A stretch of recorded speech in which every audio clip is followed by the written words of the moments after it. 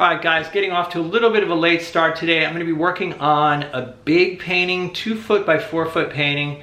So I thought I'd just include you guys in the process so you can see how I go about doing larger paintings.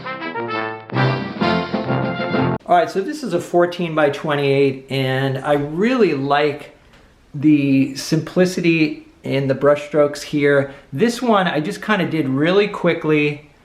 And then I came back and I did touch-ups. So I left this boat pretty much the way it was, and then I cleaned up this boat over here, but I'm feeling like I cleaned it up too much and now it's, I don't know, it just seems too clean, and I actually like the way this one is painted better.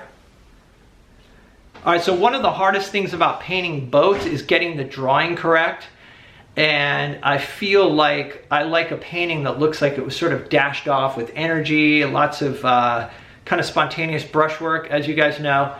And I find that that's harder to do on a smaller panel or canvas, because if you're too expressive, you're not going to get that really accurate drawing, like especially the shape of the hull, like the top edge of the hull.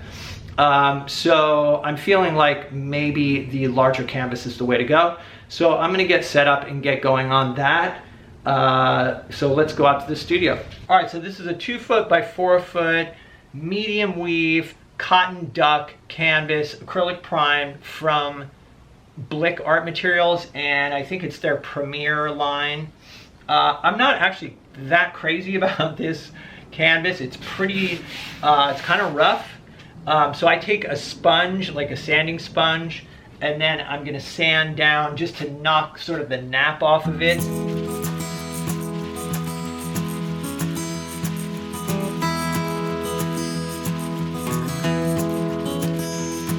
Alright, so I do a very light sanding, so I'm not like sanding into the gesso and exposing any of the actual threads of the canvas. It's just to knock down the roughness on the surface. So that's it. It feels pretty smooth. So the next step is going to be, how do I get my image onto this canvas? Like, how do I do my sketch? Okay, so I have some tracing paper here that I'm going to put up onto the image.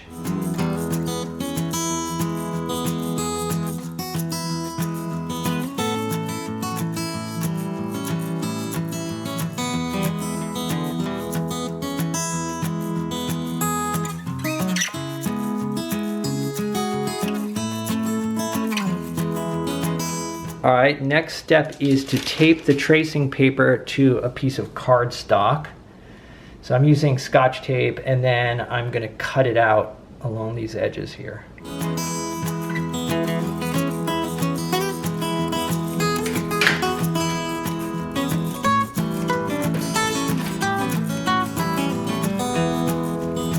All right, so the reason I attach the tracing paper to cardstock is because I'm going to be holding it up in front of the canvas and then making marks. And that's how I am going to do my drawing. All right, so I first saw this method done by a painter named Ken Oster. I just saw it on a YouTube video. He was like at some plein air convention doing a demonstration. He was a plein air painter, but also did these large cityscapes. And what he would do is he would print out an image, you know, from his computer or his home printer or whatever.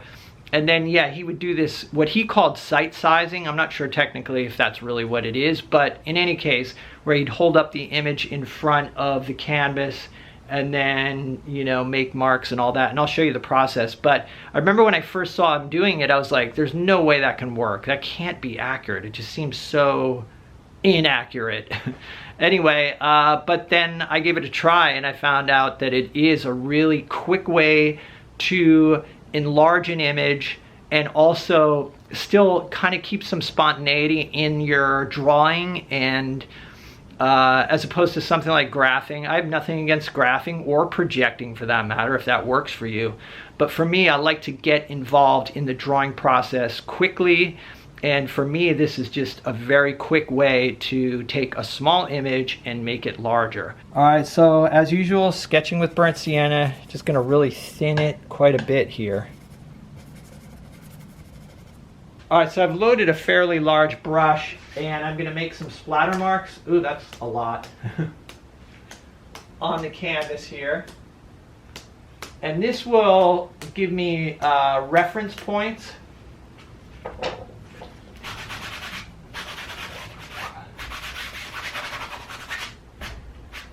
All right, so there's my splattered canvas, and I'm basically going to hold the drawing up so that in my field of vision they're the same size, and then I will put the brush, the back end of the brush, over key points, like usually like say here, or this corner of the boat up here, or whatever, and I will like then remove the drawing and go up and make a mark up on the canvas.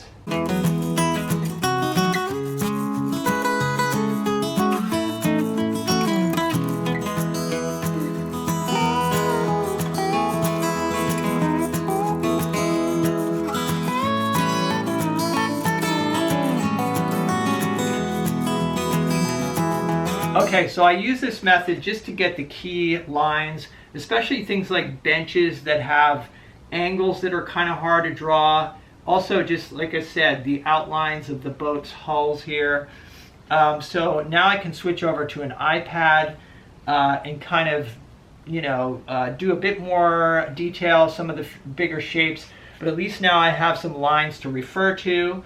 And the reason I'll use an iPad as opposed to painting from the computer screen like I usually do is because this thing is so big and wide. It's very hard to set up the computer in a place where it's easy or where I can get a good view of the computer screen. So by holding something in my hand, you could even use like a photograph or a printout. I've done that as well, but I don't have a good printer. So I just use an iPad, and then I just hold that in my hand to finish the drawing, and I'll also be referring to the smaller version of this that I did for colors and things like that, but mostly I'll be using an iPad.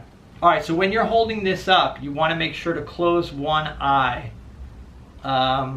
If you use both eyes, it's not going to work, so you got to close one eye when you do it. So I oftentimes will look for straight lines on here, like this dock right here was a straight line. So I just mark the edge here, I mark this edge here, and then connected using a straight edge. Those are some of my shortcuts. I'll often do that with things like benches and stuff too that I want to be straight. But I do try to keep the sketchy quality alive here. This is more or less just to get everything close to where it belongs up here, and then I can work from there. All right, so hopefully this gives you enough information to get started experimenting with this method. Like I said, when I first saw the video of Ken Oster doing this, I had my doubts, but I think if you do experiment with it, you're going to find that it is a really effective way to enlarge a drawing, and it's surprisingly accurate. So anyway, I want to take a moment though, it's the end of the month. I want to thank my Patreon supporters. It is definitely them that makes this kind of video possible. So if you'd like to support the channel, there is a link to my Patreon down below. It is much appreciated. Anyway, other than that, like I said, hope you enjoyed this and found it useful, and I will see you in the next video.